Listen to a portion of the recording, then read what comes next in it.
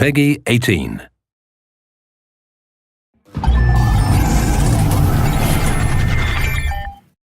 Hello everyone, I'm Colin Graham. I'm the animation director on Watch Dogs, and today I'm excited to present to you a vertical slice of the Watch Dogs free roaming experience. So actually, this is not a mission. Everything we're going to showcase today is completely systemic, and we're free to do as we please. We start off in the wards, the low-income district of our interpretation of Chicago. When creating the world of Watch Dogs, we wanted to stay true to the city and give a unique flavor to each and every neighborhood, not only in terms of the architecture, but also in terms of the people that you'll encounter and what is happening in their day-to-day lives. In the wards, you'll see working-class citizens, rusty cars, gang members, abandoned houses, and low-grade pawn shops. It's really not the kind of place that you're going to want to be alone after dark. Nowadays, modern cities are increasingly managed by software, controlling traffic lights, electricity grids, and surveillance systems. In our version of Chicago, this management software is called CTOS, or the Central Operating System. The CTOS controls everything in the city, and it was created by the Bloom Corporation. Since the CTOS has been installed in Chicago, people get to work faster, the crime rate is dropped, and the communication networks are now more accessible and stable than they ever were before. It goes without saying that if everything is connected, somebody able to take over the system would be extremely powerful. At this point in the game, we don't have control over this district's CTOS system. The icons that you see over people's head mean that we cannot hack into their mobile devices at the moment. We need to find the CTOS control center, install a backdoor virus into the system to take control over all of the infrastructure in this district. There it is, the CTOS control center.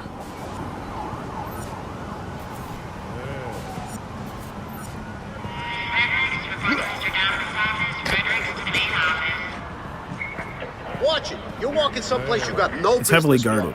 Let's see if we can find the server access codes from a distance.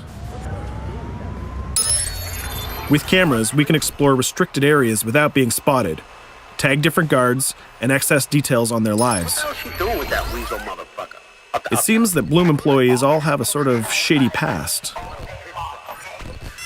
There it is, the access code to the server room. Unfortunately, we can't access the server via the cameras. We need to sneak inside. One thing that was really important to us when we designed Watch Dogs was to fully support different player styles. Every situation in the game can be tackled the way the player sees fit. In this situation, we can go all out guns blazing, completely stealth without the guards ever seeing us, or we can hack from a distance without ever setting foot inside the restricted area. Let's hack this forklift. Aiden can use the environment to distract and lure guards. Pretty much anything you hack has multiple functions. So, for example, you could use this forklift to access the roof, or you could use it to create cover. Hacking in Watch Dogs is all about player expression. Let's set an improvised explosive device so we can hack it a little bit later.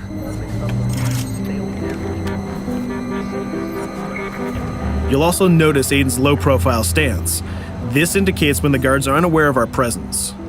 We'll try to reach the upper level of the building to see if we can gain a vantage point over our opponents. Everything in the environment can be hacked, so we're going to make some dynamic cover. That's how you spend a day off. Some quality beat. We'll use this forklift to lure the guard towards our IED that we set earlier. Let's see how this plan unfolds. You're working them on.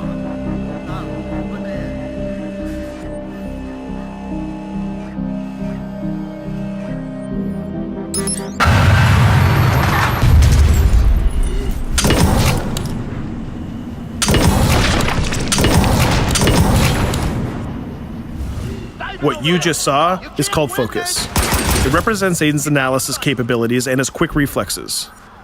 This gives the player more time to combine core game mechanics together, such as shooting, hacking, and driving, in order to handle more complicated situations.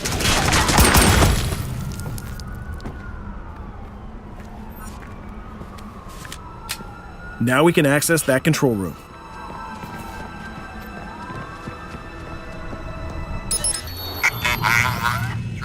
Drop 2, 5.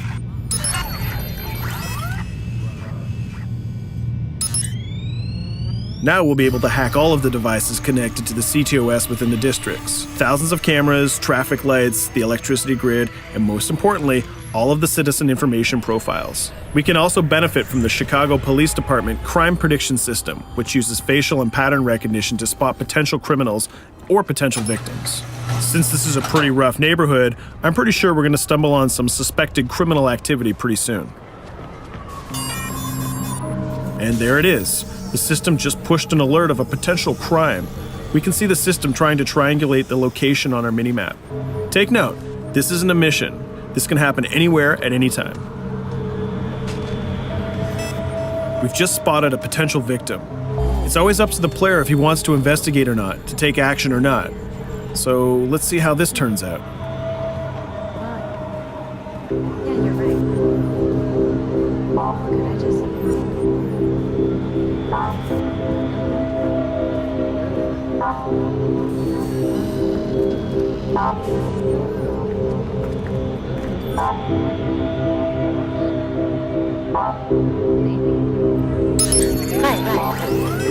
You think you're leaving me? Huh? Jesus, I told you to stay away from me! You belong to me now. Get it? You better leave or I'll call the cops! I'll fucking kill you, goddammit. Get off! Yo! That was close. Good thing that we intervened. We managed to prevent the crime, but we triggered a chase. From here, the criminal's behavior is unpredictable. He can try to get away, shoot back at us, surrender, or call for backup.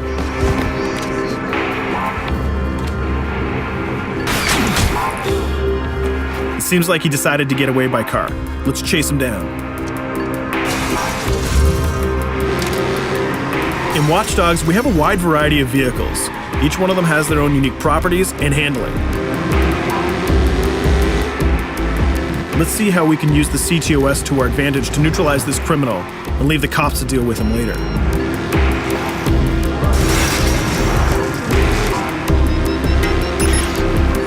The chase stops right here. Using the blockers usually reserved for the cops during interventions, we managed to stop this criminal without killing him. This gives us a reputation bonus. This system is at the core of the Watch Dogs experience.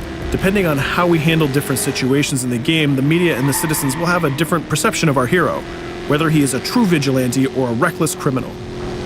This will have repercussions throughout the game. Now, let's head for the Loop, the historical district of Chicago, where you're going to find the most iconic buildings in the city.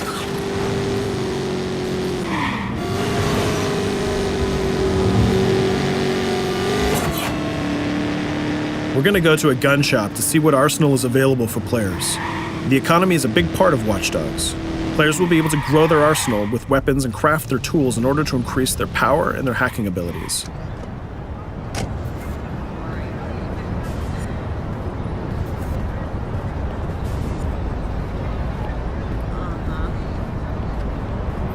No, it's okay.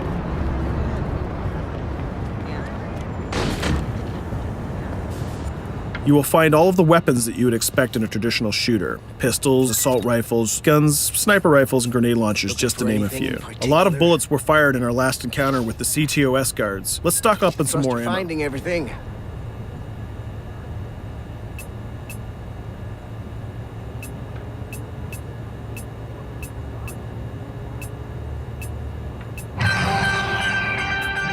As we mentioned earlier, the media keep track of your actions and the citizens are going to react according to the perception that they have of you. Here, the media is reporting a crime in which you are the #1 suspect. The gun shop owner recognized you and decided to trigger a silent alarm to notify the police. Copy that. Possible wanted suspect presumed armed and dangerous. Police are now trying to locate the source of the threat using the surveillance system in the city, represented by the yellow circles on the minimap. Come in, PH3.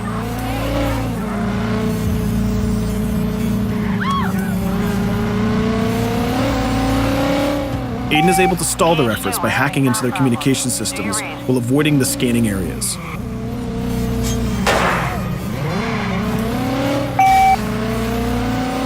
PH units, do you copy? Repeat, squad to all PH units. Once they've lost our trail, we can go back to our activities.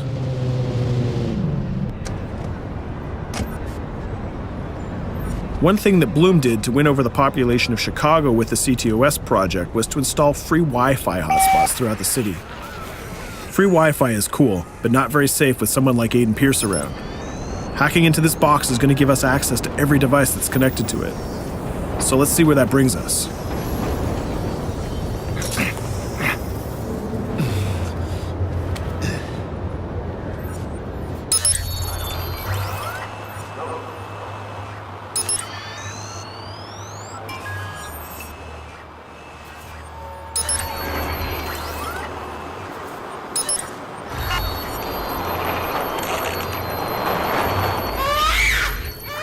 We just hacked into the webcam of a laptop. It seems that we're in the apartment of a mother and we can hear her baby crying in the background.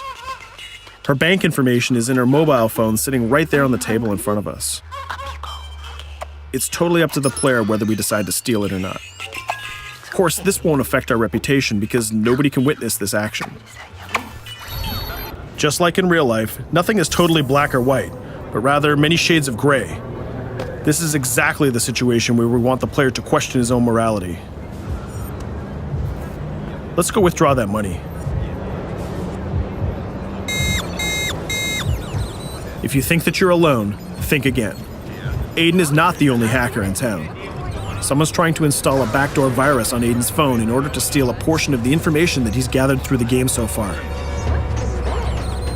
First, we're gonna have to reach the area where the signal is coming from.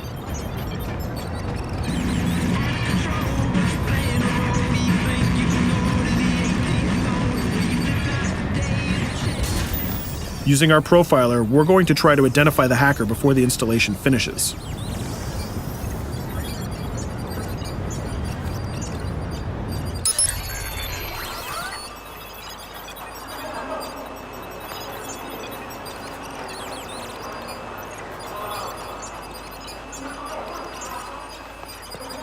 There he is. In Watch Dogs, things aren't always what they seem to be. This is actually another player that seamlessly came into our single-player experience. Let's not let him get away with this. We're going to teach this guy a lesson.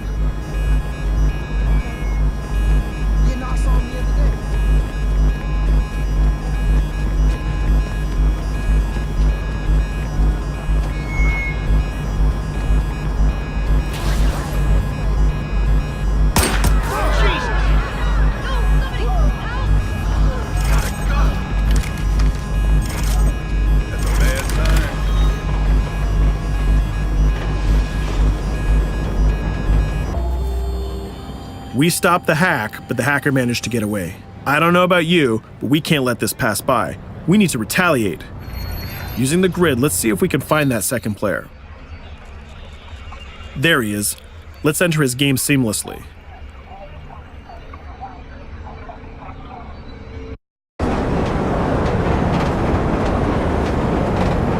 The second player is not yet aware of our presence.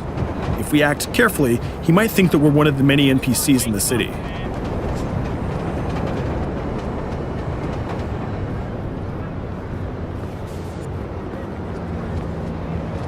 What was that?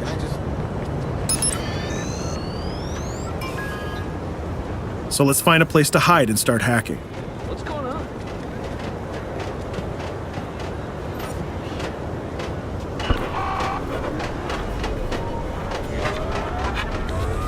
The second player has just been alerted that a breach has occurred on his phone. He's trying to find us using his profiler.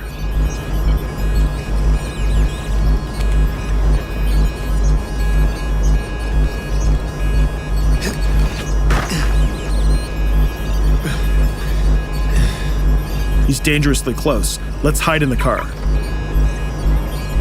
We're spotted. Let's get out of there.